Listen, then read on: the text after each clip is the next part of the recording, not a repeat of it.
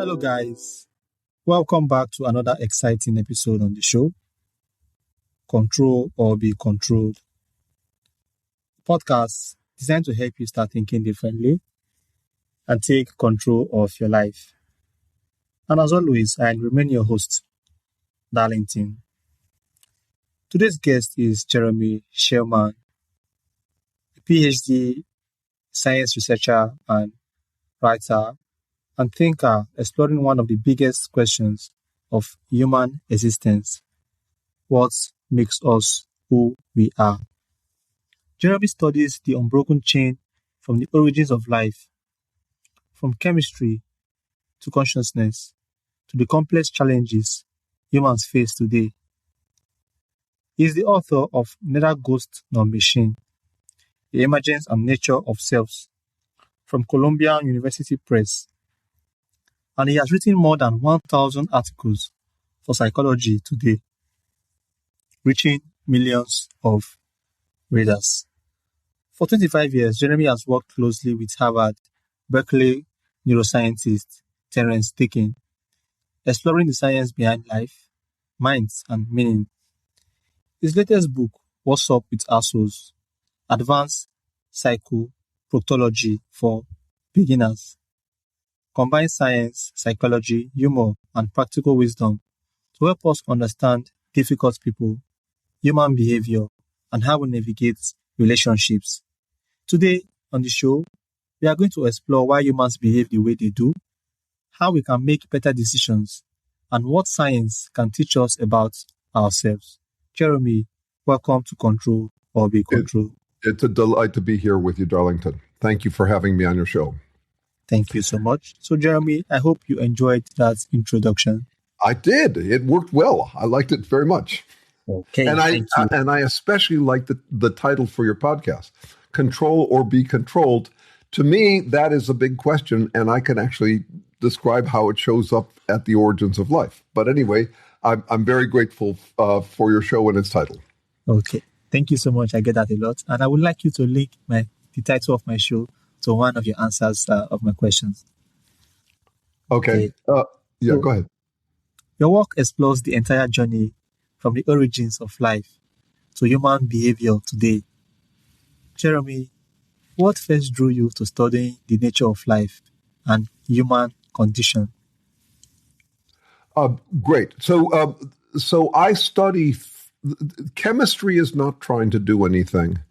Living beings are trying to do things. They're trying to stay alive. And that's hard because everywhere in the universe, things fall apart. This is called the second law of thermodynamics, but I think of it as the first law of everything. That is, any kind of order will tend towards disorder if you give it some time.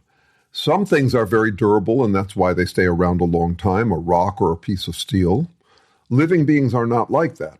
If we die, we are unrecoverable in a very short amount of time. We have to reorganize ourselves or regenerate ourselves faster than we would otherwise degenerate. And this is where I actually see Control or Be Controlled starts, because it takes energy to regenerate yourself. This would be true of the simplest first organisms anywhere in the universe. It takes energy, but energy tends to degenerate things. So we have to engage with our environment in a way where we can control the energy, where we can take in the energy that we can use to regenerate ourselves, but keep out the energy that would degenerate us. It's the first challenge, because we don't want to be controlled by the energy, the toxins, a fire, hurricanes, anything that could destroy us. We're trying to protect ourselves against that. We're trying to not be controlled by that. And we are trying to control our environment as well. We're trying to take in, for example, to eat something that will be useful to the energy and resources we need to regenerate ourselves. Now let's zoom all the way up to humans. That what I just described is true of any kind of living being, even plants, even single-cell organisms. They don't have feelings, they don't have thoughts, but they still have to regenerate themselves faster than they would otherwise degenerate. In the meantime, humans are different. We have emotions and we have thoughts. And one of the big ideas out of psychology is what we call confirmation bias. Which is where you take in the ideas that feel good and you keep out the ideas that feel bad. This is a standard filter that we tend to have. We speed read bad news. We speed read hate mail. We'll spend more time with anything that gives us confidence. And so a lot of my work, especially in the last couple of years, has been studying how confidence plays out for humans, because we are an unusually anxious species, because we have these very strong emotions and because we can imagine anything, including our own deaths, including all sorts of threats and missed opportunities, all sorts of things that are real, all sorts of things that are unreal. We are very anxious and very inclined to generate self-confidence. So I study the supply, demand, competition, and cooperation for self-confidence. And I think it's a really big issue these days that tends to get overlooked. Okay, thank you so much, Jeremy. You see, Darwin explains how life evolves, but not what life actually is. What do you mean by that? Oh, well, one of the things we do to give ourselves confidence is we come up with ways to feel like we have solved reality, like we have discovered the truth. I once was lost, but now I'm found. We will come up with what in philosophy they call revelation. Revelation is where the truth is revealed to you and you become a hero because you have discovered the truth and now you are going to go out and preach it and teach it to other people. That's a major source of self-confidence all over the world. And I believe we need that. But we have to be very careful about how we use it, because it's also the source of many problems in our world. I think we have about used up the Earth's carrying capacity for that kind of sense that you have solved reality. It's basically playing God, or it's playing God's, humbling oneself before the Lord so that you can lord it over other people. It's a source of great tribal warfare all over the world. People's different ideologies, whether they're political, whether they're religious, whether they're spiritual, left, right, philosophical, it doesn't matter. This is a source of confidence. It's a sense that you have discovered the truth, and anybody who doesn't agree with you is wrong, stupid, even evil. And so we are seeing a rise of this around the world. And I'm trying to come up with better ways to manage both our need for that self-confidence that comes from fictions and being realistic about ourselves enough that our children can live on beyond us. So that's what I mean about getting clear on the difference between that. We really need those stories. We need to feel heroic, but it's also dangerous. So we have to manage it better. Okay, thank you so much, Jeremy. So, in your book, What's Up with Assholes? That's a very funny title, though. Thank you. You explore difficult people through scientific lens.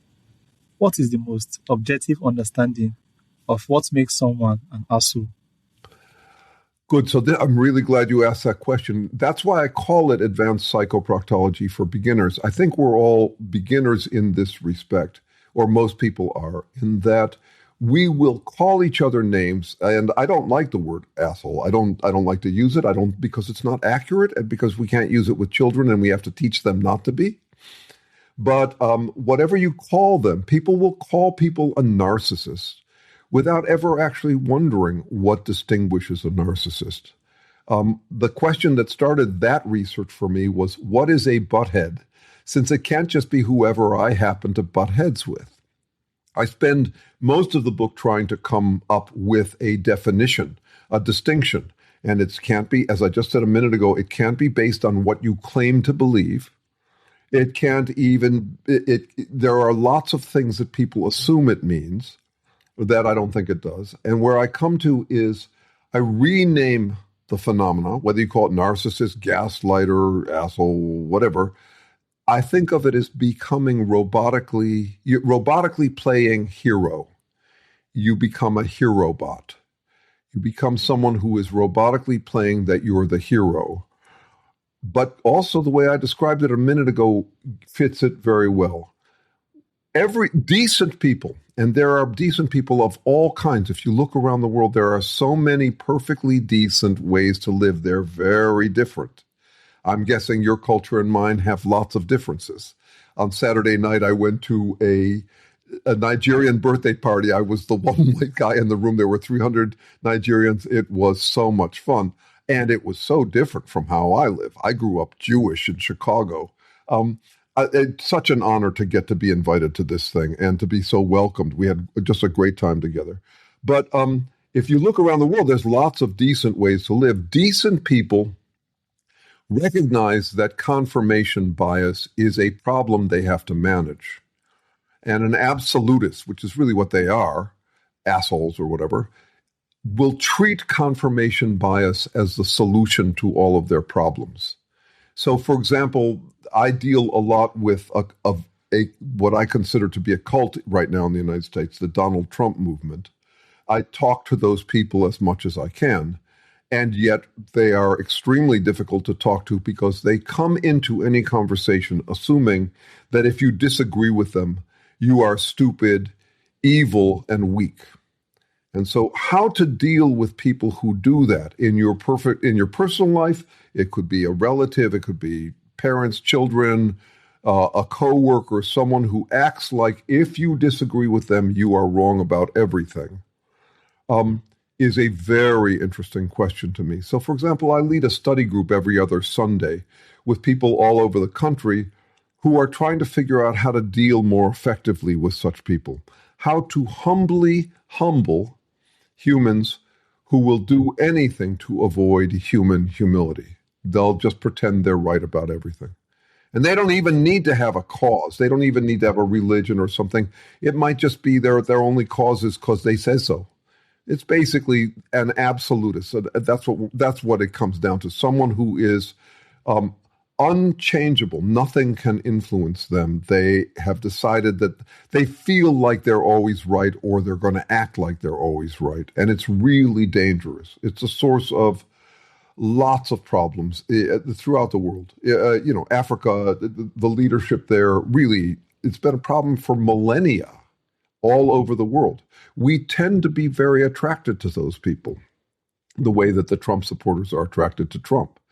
Or the way that in Russia they were drawn to Lenin or Stalin. It doesn't matter what they're claiming they're right about.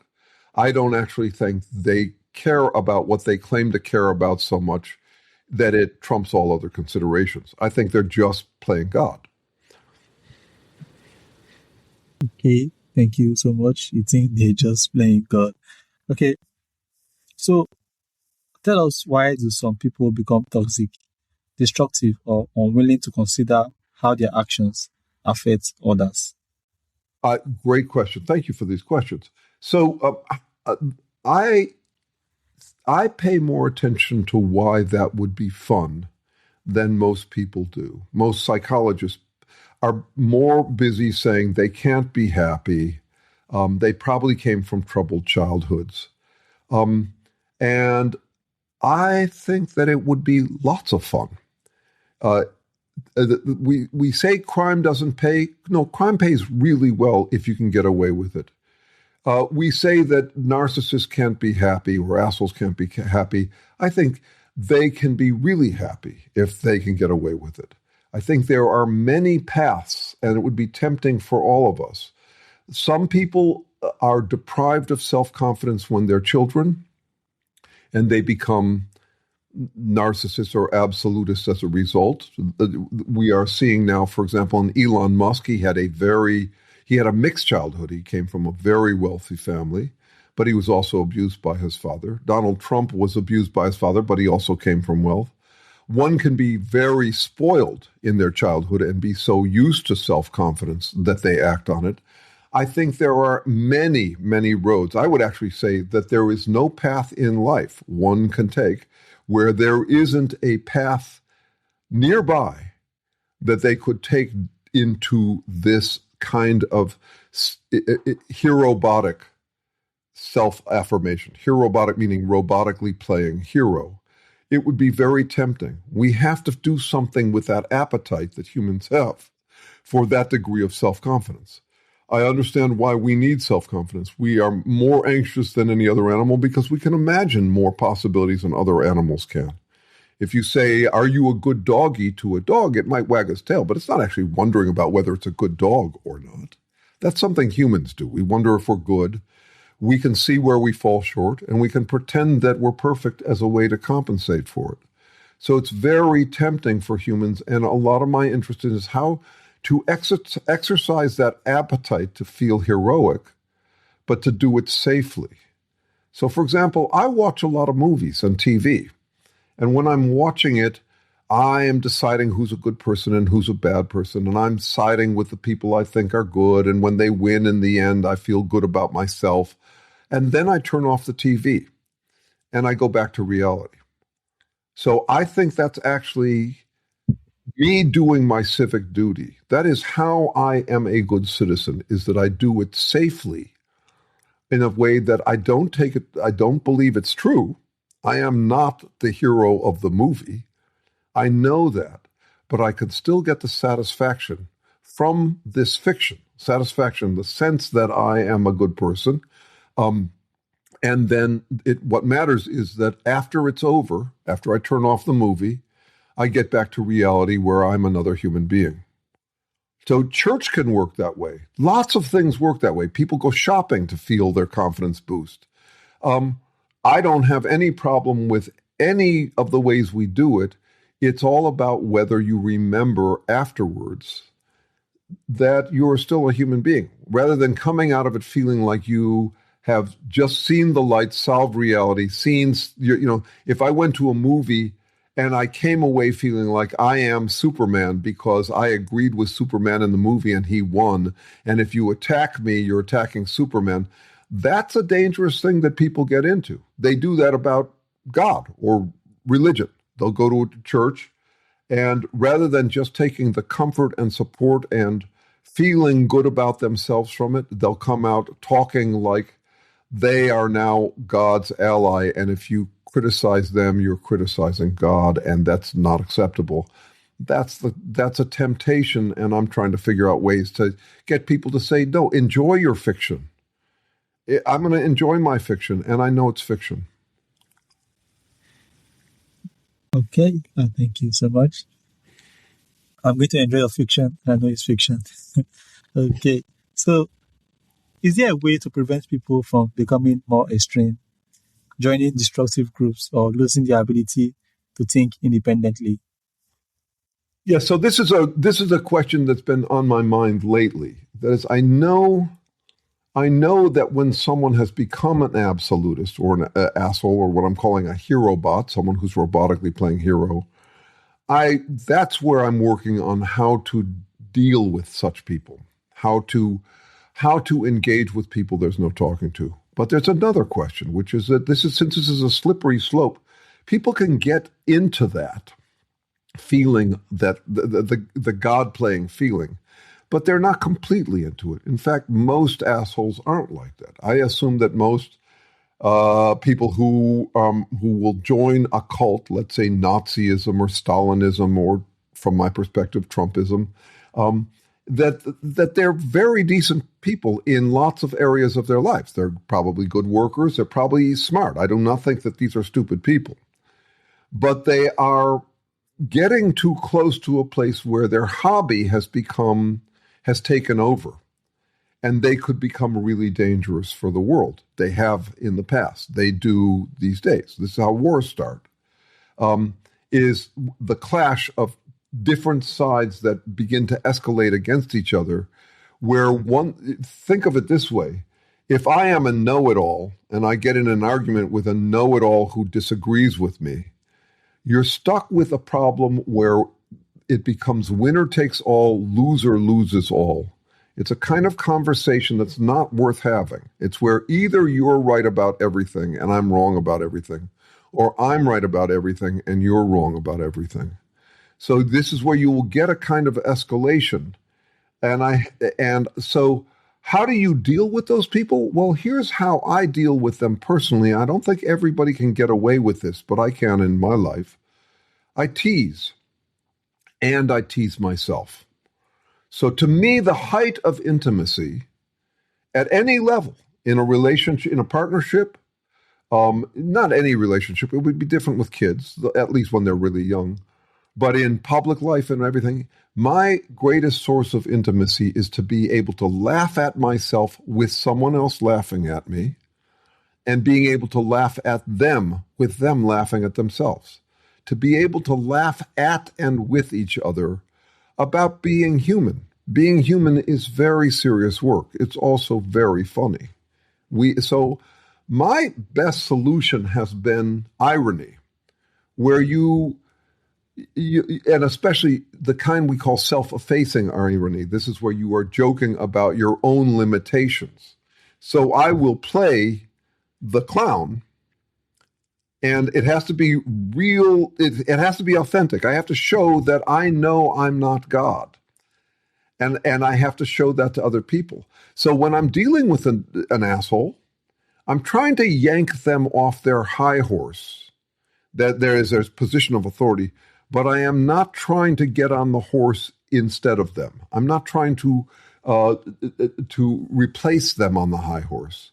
I'm very careful about this with them, where I don't get to talk to them as if I know what they are. They don't get to tell me like they know what they are either. We both get to guess about what we are. But I have no reason to think that I am the authority on how I behave. It's called self-reporting bias in psychology. So to me, the best thing I have found to do is to tease and to joke and to allow them to joke back at me. And that has been very successful. I have been able to be very blunt with people because they know that I know it's just my opinion, that I'm not talking as though I'm God or have the objective view on things. All right. Thank you so much, Jeremy. That was a wonderful answer. So tell us, many people struggle with anxiety, overthinking, and feeling overwhelmed. From a scientific perspective, why are humans so prone to these struggles? Oh, why am I drawn to these problems? Is that the question? Yes. Why are humans like me and yourself, so prone to these problems? Oh, we have imaginations. They make us anxious. We have imaginations. They make us arrogant. I like what one psychologist describes. One psychologist describes us as gods with anuses. It's a vulgar term, but I actually think it gets at something. Because we have imaginations, which no other creature has. Our imaginations are different from other organisms because we have language, and we don't just talk in language, we think in language, we dream in language, we live our entire lives in language. And in language, you can imagine anything. You could imagine a rhinoceros twirling the universe on its horn. It's not real, but you can imagine it. I can imagine the whole world living in harmony. It's easy to imagine, but it's harder to make real. So because we have imaginations, we are very anxious and very delusional as a species. And it would be very easy for any one of us to just fall into a fantasy where we are the right, righteous, and mighty people. Or I am, or, people who believe what I believe are. That's what people will tend to do. Playing God is easier than being human if you can get away with it. So that's why I think we're tempted. That's why I think we need to. I don't think we can escape that temptation. I think that there's no escaping that for humans, or really for any creature anywhere in the universe who had language. They would have this exact same problem. So I'm trying to figure out how to exercise that appetite without it getting dangerous. That's why I'm interested in the safe escapism. But you don't want, I think of it as a kind of addiction. It's an addiction that is very hard to give up. I have known people who gave up a belief, a cult, and then became extremely cultish about something else. So I'm trying to figure out ways to help people avoid that. Okay, so where do religion and spirituality fit into understanding the human experience from a scientific perspective? Religion, you're saying? Religion you're asking about, right? Yes. Where do Yes. religion and spirituality Got fit it. into understanding the human experience from a scientific perspective? It's a great question. I have many religious friends. I am friends with the chief astronomer to the Vatican. I have Buddhist friends. I have Hindu friends. I have Muslim friends. What I just said about any creature anywhere with language in the universe, I think they would come up with gods that are very similar to ours, and would use them the same way. When you think about what's there from the origins of life is there are certain qualities that would be essential for an organism. They wouldn't know they are because they're not conscious or they don't have feelings or thoughts. But to survive, you need to be good at interpreting reality. That is, you have to know the right things. You have to be powerful enough to control what you need to control and prevent control from outside sources. So you have to have some power. And you also have to you're looking for what's good. Now you're looking for what's good for you and your family. That's where life starts. But you are interested in value. And physically, you have to keep yourself together, which means you have to have integrity. Not the kind of integrity we talk about in philosophy or psychology. I'm talking about my body exists because it's checks and balances. The things keep each other my parts keep each other from spinning out. Cancers or what happens at the end of life is the checks fall out of balance. The same thing that happens with a government. When a government gets corrupt, the checks get out of balance and pretty soon it's no longer sustaining the country. So if you look at those four qualities, so you've got a self, which is the integrity, you've got knowledge, you've got value, and you've got power that any organism would need. All God is the imagining of having all of that infinitely. God has infinite integrity, infinite knowledge, infinite goodness, infinite power. And so I think it's perfectly natural that we would come up with religion. I am not a believer myself. I read probably more religious material than most people do. I've read the Bible 3 times. One of them back when I was growing up Jewish in Chicago, in ancient Hebrew. I read the Torah that way. But I'm not reading for belief or comfort. I don't do that in religion. I do that in fiction. I do that in movies and other things I do. But I totally respect that people need to do that. I honor it. I'm trying to get people to do it safely rather than in the ways that destroy whole cultures by turning everybody into someone who humbles themselves before the Lord and lords it over everybody else. I don't think that's a safe way for us to live. But I totally honor the human need for it. One of the things, I speak at conferences of religious and scientific people, and I would say that we are talking past each other because they're really for different things. Science is as careful an attempt as we can get to figure out what we really are. And what we really are can be really disappointing to us. But science pursues that. I do not think that's what religion is about. I think religion is a source of important, essential comfort for many people. Some of that comfort comes from pretending, I will say pretending, that you have solved the moral problems of the world and you know exactly what you are. And I don't mind that too, as long as we know that there are lots of different religions and they all claim that. And it's especially useful because it makes people feel comfortable. It's very hard to be comfortable as a human, and I am glad there is religion to supply that role. There are other things that supply it too. But I deal with people also who have been tortured by their religion. A couple of weeks ago, I was spending time with people who were members of the Fundamentalist Latter-day Saints. That's a religious cult in the United States. One of them is the star of, one of my friends is a star of a show on Netflix called Trust Me, where a bunch of young girls were taken in by a guy who claimed to be speaking for God. So we have to remember that religion is very helpful and very dangerous. Most things are. So, if you could help people understand one thing about human nature that would improve their lives, what would it be? It would be compassion for our species. We are living a harder life than other organisms. Cows, dogs, chickens, trees, they're all alive, but they don't have our worries.